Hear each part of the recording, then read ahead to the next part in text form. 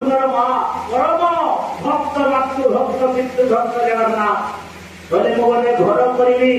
ता ना करी ना मो माँ ना नाम है गुंडिचा बने बोले मो गोटे यात्रा करी मो माँ ना नाम है गुंडिचा यात्रा आपण शुणिले खुशी हे आमे माने समस्ते बाप माँ मरीगले पिंड पानी दौचे श्राद्ध दौ महाप्रभु जगन्नाथ बापा को माँ को मार्गशीर कृष्ण पक्ष चतुर्दशी अमास्या प्रतिपर 3 दिन धरी बापा दशरथ कौशल्या को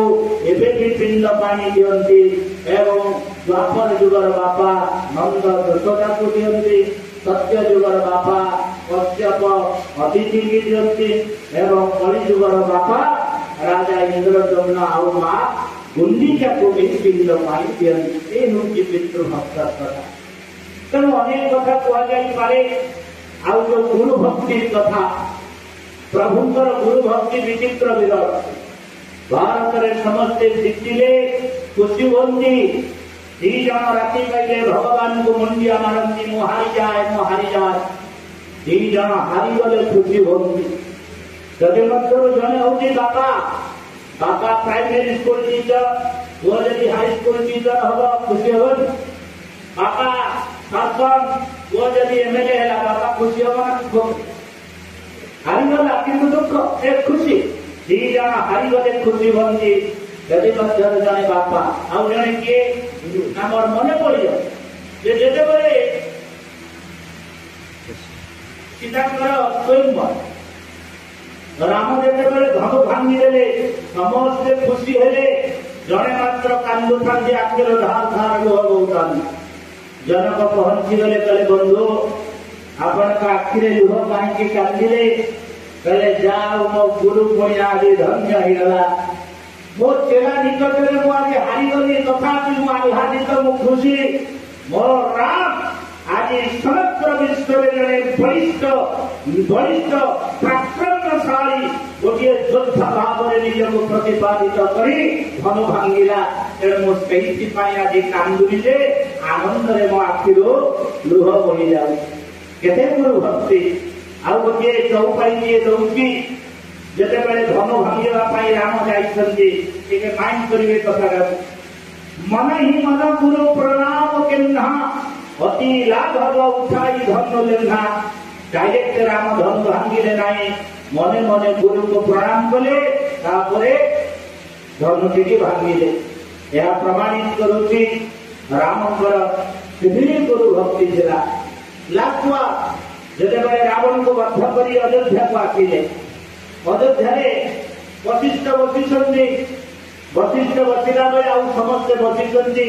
नल नील कृष्ण जम्बवान समस्ते आसଛନ୍ତି गोटे इंट्राक्शन हो परिचय प्रदान प्रथम तापस बाबू परिचय प्रदान करते ये समस्त विषय बुझाऊे परस्पर चिन्हा जिते वशिष्ठ पाखे राम पहुंचे पचारे मरीते सुग्रीव विभीषण समस्त के कहले चिन्हित ये किए कले ना ये मंशधारी ये जो वृद्ध प्रवृद्ध व्यक्ति आप चिंतन कला ना हमें चिन्हनु कला ये सुन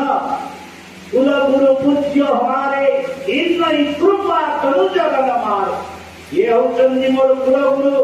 वशिष्ठ जहांकर कृपारो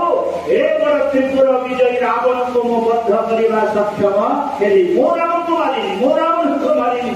इनकी कृपा तनु जगन मारे मुझे गुरु को निपात करी गुरु को आशीर्वाद रही करी रामकर गुरु भक्ति उदाहरण भातृ प्रेम कथा और मन पड़ जाऊँगी रामकर भातृ प्रेम अति चमत्कार दशरथ महाराज गोटे पिजुड़ी किए देले राम ए पिजुड़ी नहीं खाइले बारीपट को राम पड़े पिजुड़ी की 4 खंड कर काटिदेले डाकिले लक्ष्मण को खंडिए देले आनंद लक्ष्मण पाईदेले शत्रुघ्न को खंडिए देले से भी पाईदेले भरत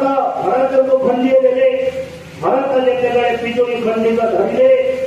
धार धार लुह बोला राम पचारे कि तो भागटा टे छोट हो गला कि ना तते किए भाई मैंने गाड़ी मंद कले कि कला ना देह मुंड किसी परास होती कि व्यथा होती कि कला ना तेरे कांदुचो कहीं कांदुचो भरत कहला भाई सामान्य बिजुड़ी के आपण ताको चारि खंड करी आम भितर बांधी देले जो दिन अयोध्या सिंहासन पाइबे ताको जदि आपण खंड खंड करी चारि भाई भितर बांधी देबे मो सेतेबेले काल हेबी एई कथा भाबी भाबी मो आखिर लुह होई जाउची एई होची भरत और रामकर भातृ प्रेमर कथा केवल सेतिकी नुह जेतेबेले चित्रकूट पर्वतरे पछाड़िले साम्बादिक मान मुनि ऋषि माने पछाड़िले कहले राम आपण ना को आम 24 घंटा जपु आपण होउछन हमर महामंत्र किंतु आपण महामंत्र कौन राति सकाळु आपण को मंत्र जपन्ती चित्रकूट पर्वतरे समस्त मुनि ऋषि मान को कहिले कहले सुन भरत राम हसियो गला राति पाइले मो सकाळु गोटाए महामंत्र जपे भरत भरत भरत संजगरे भी सही महामंत्र भरत भरत भरत तेणु रामंक महामंत्र होउचंती भरत आम महामंत्र होउचंती राम या होउची रामंकर भातृ प्रेमर ज्वलंत निदर्शन तेणु अनेक गुणकारी मारे विरुद्ध होउचंती स्वयं राम वाल्मीकि बढ़िया कथा किए कहते गोटे श्लोक किए कहू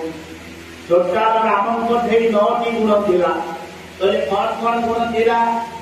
कहले आचार विनय विद्या प्रतिष्ठा तीर्थ दर्शन निष्ठा वृत्ति तपो दान उड़े उड़े भद्राकार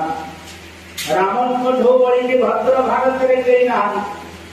रामंक परी आचार्य आ भारत रे कई नाम आचार विनय विनय माने नम्रता प्रभु एते नम्र परशुराम पचारुछि गला को चंडाल से शिव धनु भांगी की सीता को बाहाइछि राम कहउछन्ति होई को एक दास तुम्हारा आपणकर के गोटे दासानुदास सेही धनु के भांगी अर्थात राम केते विनम्र आपण माने अनुभव करूछन तपदान उड़े उड़े भद्राकार तेणु समस्त भद्रमान भितर जे श्रेष्ठ भद्र हे होउचंती राम भद्र जे भारतीय संस्कृतिर अस्मितार प्रतीक हे होउचंती।